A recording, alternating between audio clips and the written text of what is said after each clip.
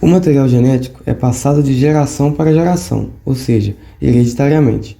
Os genes possuem toda a informação necessária para a síntese de proteínas e, desta forma, desenvolver e manter um indivíduo.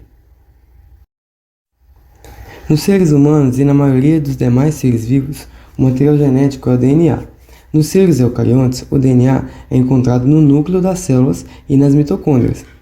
O DNA possui uma relação direta com as características físicas e fisiológicas do nosso corpo e de outros seres vivos. E nos seres procariontes, esse material está disperso no citoplasma. O DNA armazena as informações, o RNA mensageiro faz a transcrição deste DNA e logo ocorre a tradução do RNA em proteína.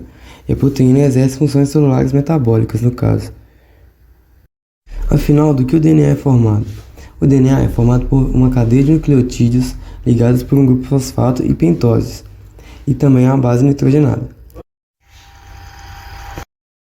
As cadeias dos componentes dos nucleotídeos são unidas por ligações de hidrogênio que ocorrem entre a purina e uma pirimidina, adenina com timina, 2 ligações, e citosina com guanina, 3 ligações.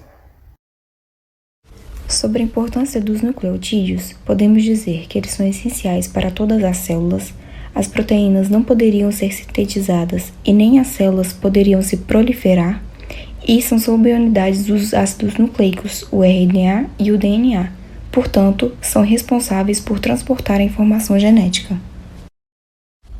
Já sobre o processo de duplicação da fita de DNA, podemos dizer que nela ocorre a quebra de pontes de hidrogênio. A duplicação leva à separação dos 2 filamentos da dupla hélice, novos nucleotídeos serão encaixados em cada filamento exposto, e isso vai resultar então nas 2 moléculas de DNA que serão formadas a partir de uma.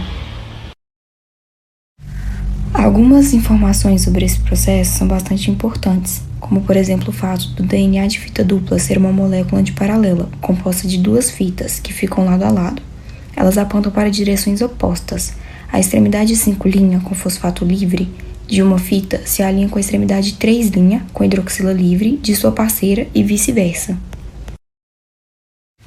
O ácido ribonucleico, RNA, é constituído por base nitrogenada, sendo as purinas adenina e guanina e as pirimidinas citosina e uracila. Também existem moléculas de açúcar, ribose e molécula de fosfato.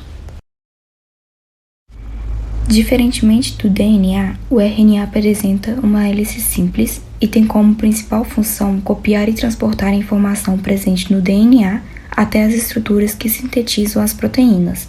O processo leva à ramificação que origina 3 tipos de RNA: o RNA mensageiro, o RNA ribossômico e o RNA transportador.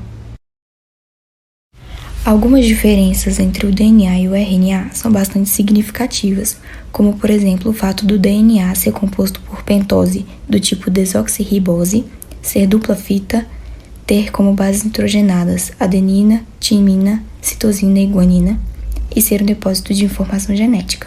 Já o RNA é composto por pentose do tipo ribose, tem fita simples, as bases nitrogenadas são adenina, uracila, citosina e guanina.